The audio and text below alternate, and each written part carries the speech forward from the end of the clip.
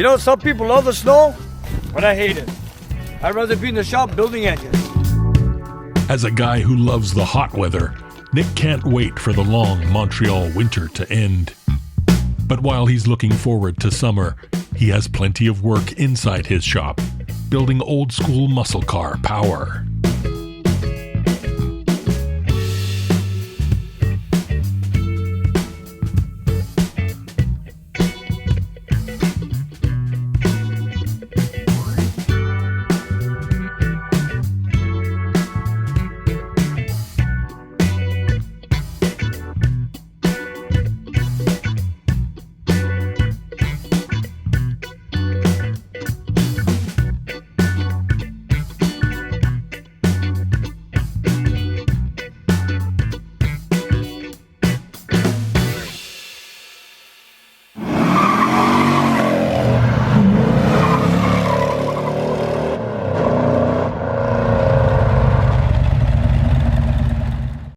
Nick's Garage is supported by Atlas Equipment and K-Tool International.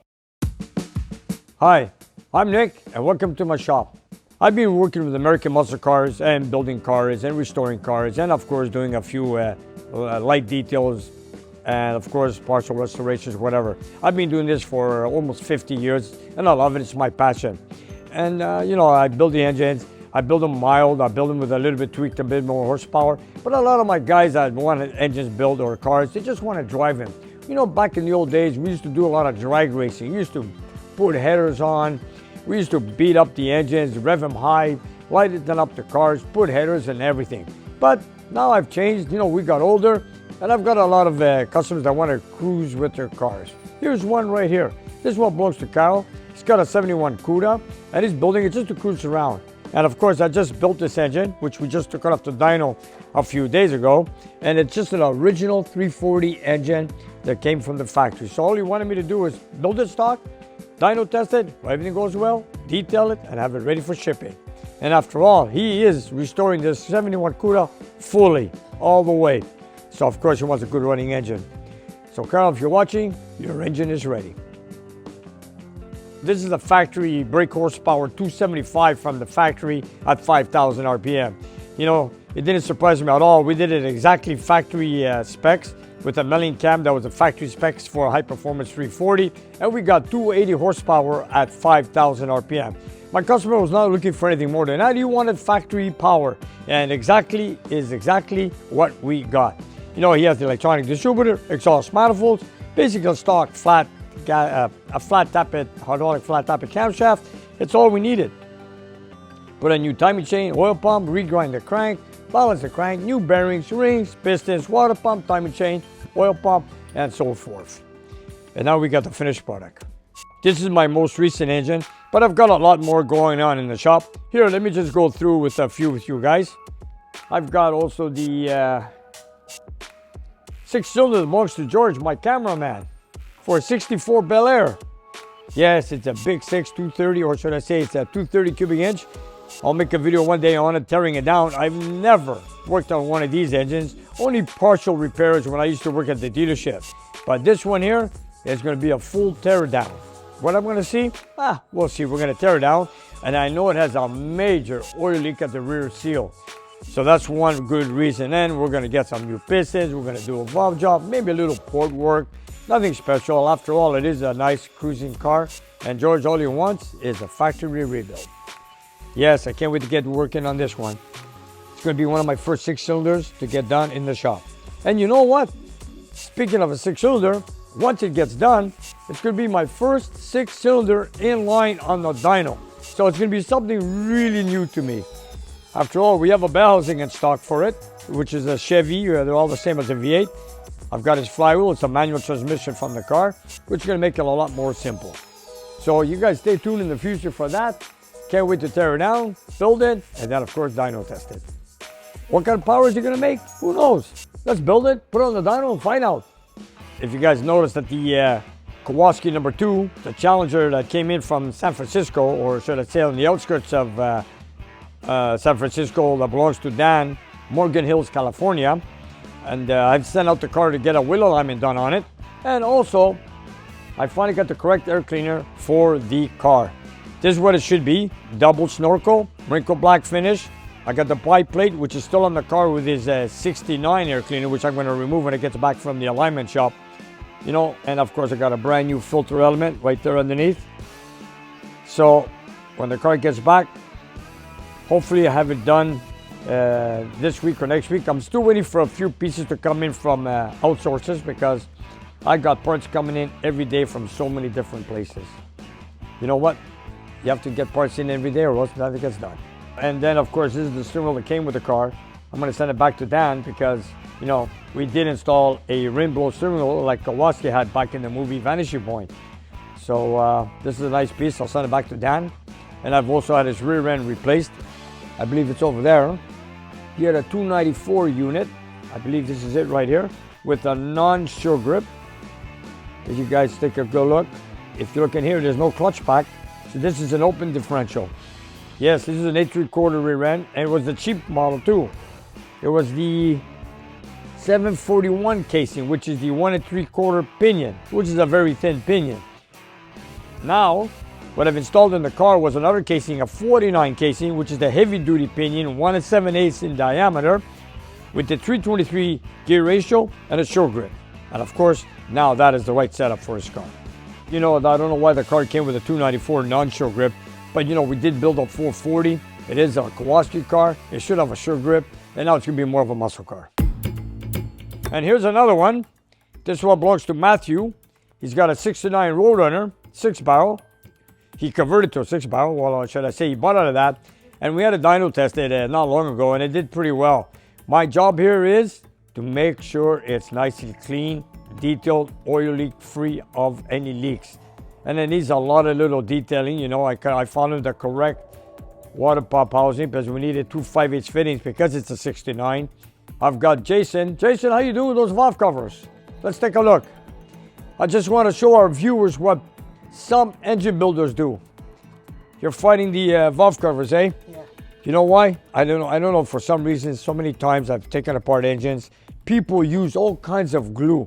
Look, if you take a look at this, you guys, It's all brittle. it's all brittle. And not only that, you got to tear it apart in pieces to remove it. And you have no idea how much time we waste cleaning gaskets because some mechanics, they put all kinds of glue to make sure they don't leak. But you guys, I've always said, the seal, the gasket, the rubber, the cork makes the seal. Always use silicone and glue in certain areas only. This is covered Jason? with silicone. Yeah, it's covered with silicone glue, and It's all over the place. you know, when I put these on, I'm going to put a cork gasket, which is a 3/16 thickness. No glue, no silicone. They're going to go on, and you know what? They're not going to leak. Look at this. If you guys take a look at this valve cover, look, they don't come off. Look, I'm trying to take it off. Try. You want to try? Just show them here what we go through here sometime. Look. Well, that was Biggest piece I got off so far. yeah. Anyways, Jason, good luck with it, buddy. Anyways, thanks a lot. Thanks for helping us out here today. It's my pleasure. Oh, then not only that, I've got an intake gasket. I have an intake gasket that is stuck onto an intake manifold that I need a chisel and a hammer to remove, which I'll show you later on. Sounds fun. Come, I'll show you guys. You know, we've taken apart the engine, and the intake is right here. It is a 6-barrel cast iron. If you guys take a good look at this. This is a gasket that's being glued on. I try to use a chisel and a hammer to remove this gasket. But then again, I'm going to get other tools to help me remove it because, like I said, you guys, this is insane. I don't know why they use so much glue. What I do when I put on this intake gasket, let me just show you guys. Like in this case, I'm using the intake valley pan gasket. I have the paper gasket only on one side, okay? Only on one side, as you guys can see. Then when I put it in, all the place you're gonna put is a silicone right here. Just a little bit here and there. And then that's gonna make the seal. That's all it takes. Don't need no glue around the ports, nothing. Because the gasket and the sheet metal, it's embossed like this when it gets compressed to make a seal. So you don't need all kinds of glues over here. And you know, in this case, I know someone's gonna disagree with me in Detroit. What I do in this case, because he has an automatic choke, and we wanna get maximum horsepower when the engine is hot, we don't want no heat going through the cylinder heads and through the intake manifold. what I do is I just puncture one hole right here where the choke is, the automatic choke, which is on the passenger side, which the heat goes right through here, goes through the intake manifold to warm up the intake manifold. But I'm going to use it right on one side like I did to my Kowalski Challenger. So it can give it some heat to heat up the choke thermostat, to open it up slowly so it could go from fast idle to base idle, or curb idle I should say. So in this case, when I get it done, I'm going to puncture one hole here and that'll be it. And it's going to work just fine. Maybe it might take a little bit longer to warm up, but you know what? It always works at the end. And you know, I got a lot of little things here. You know, we're getting all the right brackets. I got Serge who brought them in for me to make it detailed. And I got a lot of little pieces to clean, get the correct bolts, correct brackets, correct heat shields with the manifolds. We had a broken stud here. I removed the exhaust manifold the other day because the stud was broken inside the cylinder head. So we had to remove it, drill it, and Manny worked on this one last week. He drilled it, take it out, because these are fancy long nuts to hold the exhaust manifold. So I got to make sure that they have a nice tightening so that it doesn't blow the header gasket, or should I say the exhaust manifold gasket. And here are the manifolds. From the factory, there was no exhaust manifold gaskets. But you know, when they get aged, they warp and this and that. You need to put gaskets on. So this is what I do. I don't know, maybe some of you guys don't do it, but I do it. I take the exhaust manifold gasket. Felpro makes a nice set. And this is what I do. Just to show here, let me just take one in. Because you know, I don't want to see the bridge. When you do a detail engine, you don't want to see the bridge of the gasket when the gasket is all touched together. And then I do this and I put them individually on like that. So when the exhaust manifold goes back on the engine, you don't see a bridge and you don't see the gasket. So it looks more like it came from the factory with a non-gasket. Well, you know, it might show a little bit, but at least it looks more presentable. Here, let me show you. Take a good scissor. These are good gaskets. You know, like I say, when the manifolds get old, they tend to warp a bit. So you don't want to put them bare metal. So what I do is I do this. Then you do this, and so forth.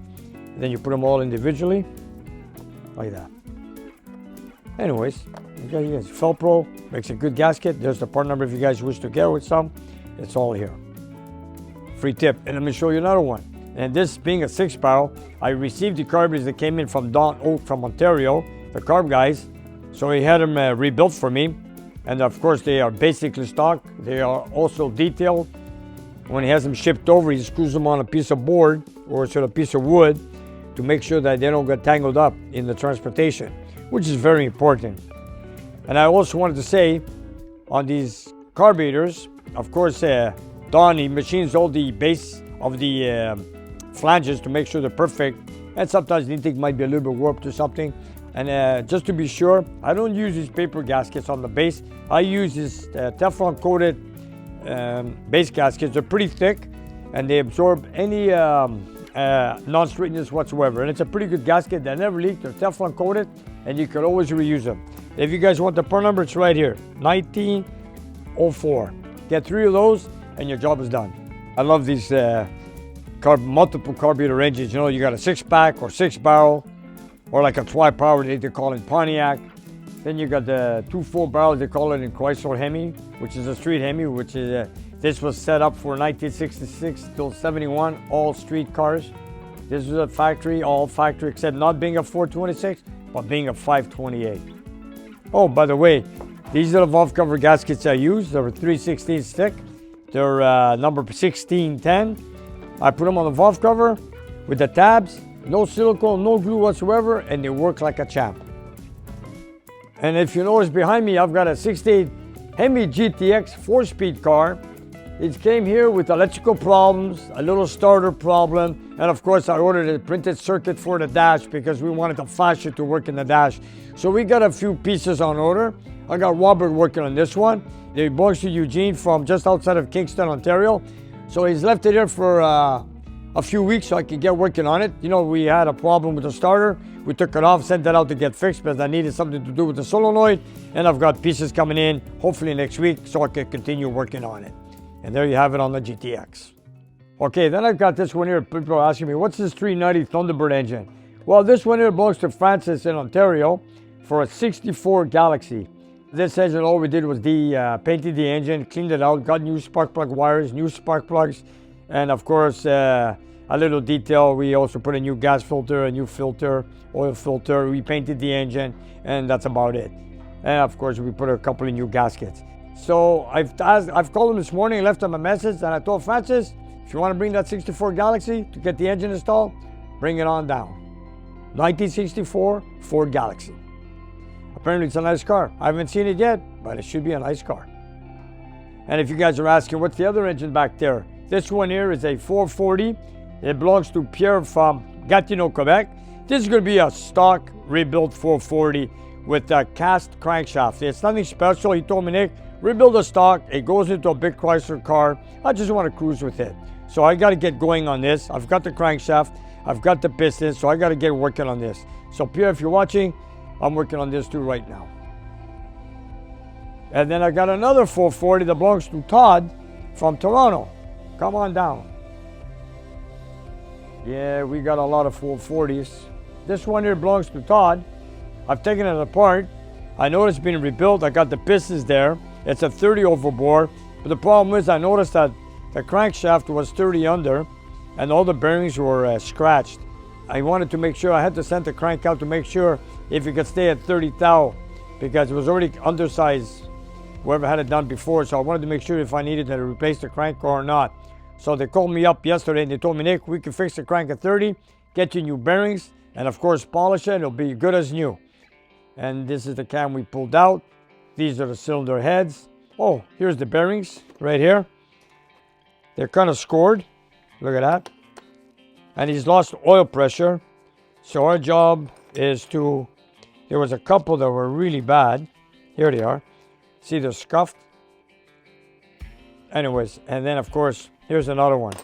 Here's another one. Here's another one. Gasket stuck on. Look. Oh, I can't believe it. I just can't believe it. Anyways, we're gonna do a valve job on that too. We gotta probably select a different cam for it. And of course, all new bearings. And I gotta talk to Todd. I'm working on it right now. And of course, I need to get that ready for springtime. For Todd, who has a 70 CUDA. And you guys, if you're watching, this glue, I was just showing. See now, this is a 440 cylinder head. Now, the gasket, the valley pan gasket, you're gonna take off, you're gonna throw it away. Glue the gasket, if you need to glue it for any reason, glue it on the intake valley pan gasket like I have done over there. This way, when you take it apart, you don't kill yourself trying to clean the cylinder head like I'm doing on the intake manifold on Matthews and on this one here for Todd. You glue the gasket here, just a little tab of glue. You know, you don't have to go crazy, just a tab over here, just to keep the gasket in place so when you put it in place, it doesn't move. And then when you take apart the engine, you scrap the gasket. There's no crazy to clean the cylinder head or the intake manifold like in this case, right there. Anyways, like I said, every engine, practically 90% of the engines that come in here, I have to kill myself to clean the gaskets. And you guys have no idea sometimes what time consuming it is to clean gaskets.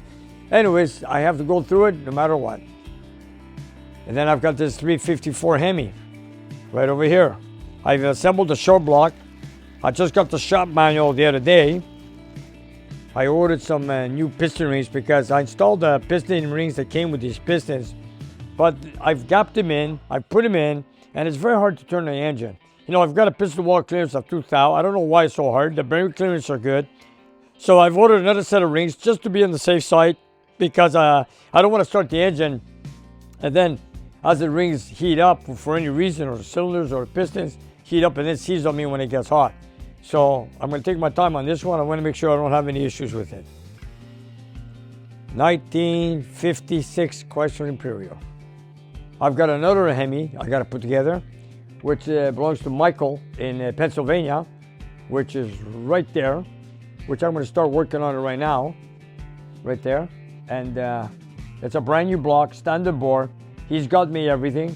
And then I've got another Hemi that belongs to Richard here in Quebec, which is one of his clients. They're doing a full restoration on a B-body. It belongs to Richard. I don't know the client's name.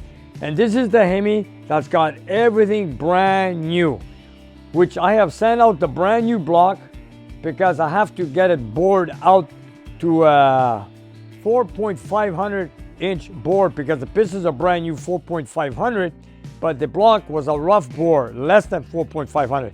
So I got it sent out to get it bored out. And also I had the block deck because using aluminum heads, we wanted to bring the compression around the 11 area with the aluminum heads.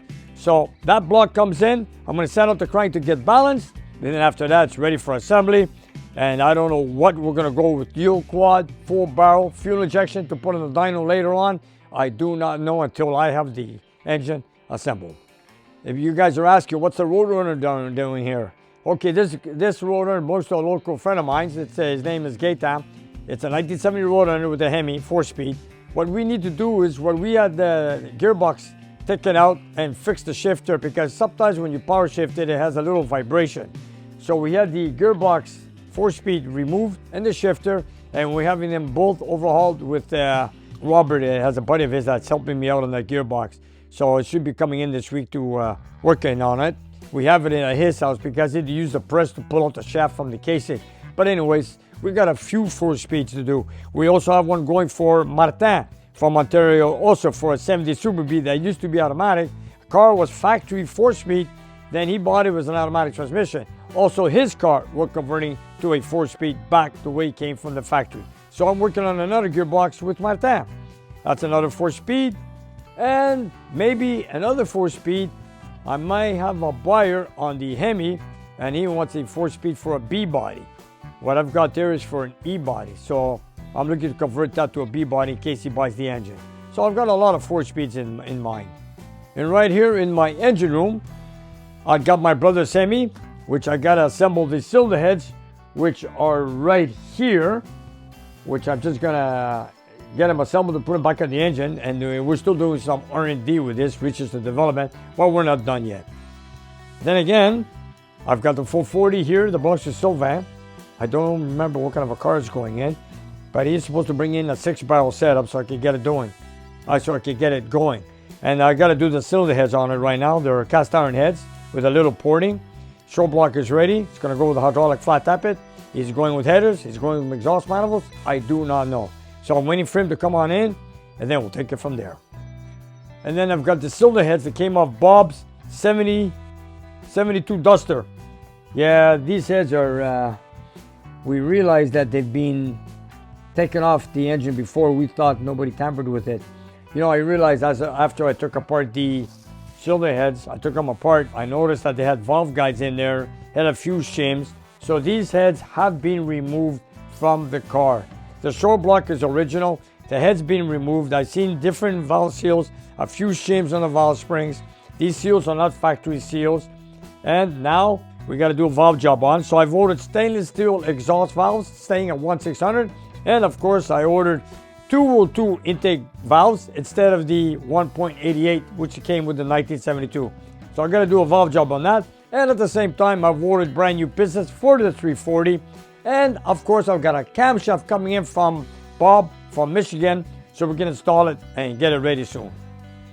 You know, even though the car only has 19,000 miles, but when you have a gear ratio of a 391 and a 4-speed, and the previous owner, maybe they like to drive it in first and second gear, rev it a lot, there's a lot of mileage on the engine, even though it shows 19,000 miles. And maybe that is the reason why they removed the cylinder heads and did a valve job. So we're going to do a little bit of cleanup. We're going to tweak it. We're going to have a little cam in it, bigger valves. We're going to do a little bowl area. We're going to stay with the cast iron intake, with the thermal quad carburetor, and of course the exhaust manifolds that came with the car. And then after all that is done, I'm going to run it on the dynamometer as brake horsepower and net horsepower. Net horsepower is I'm going to connect it to the alternator, water pump and crank with the belt and compare it to a non-belt driven with the alternator. What do you think of that? And of course the dyno, one of my favorite rooms in here. You know, I left the bell housing for a small block. I don't know what engine is going to be ready next for dyno testing. And sometimes we have other people that come in and want to test their engines. But in the meantime, my dyno is working fine. I got all the bell housings. If I need to change it for any other engine, I am ready. You know, while it's being cold and snowing and whatever, frigid cold outside, I'm in here in a warm shop building up future projects. And I can't wait to get running on another engine, build it, and throw it on the dyno. That's one of my favorite things to do here, you guys. After all, This is what the shop is all about. So I'm well equipped to see what I can do for the rest of the engines so I can get them done and then show them off to you viewers. Thank you all so much for dropping by Nick's Garage. Make sure you're subscribed and tell a friend so you can stay up to date on all the good stuff that Nick is building every week.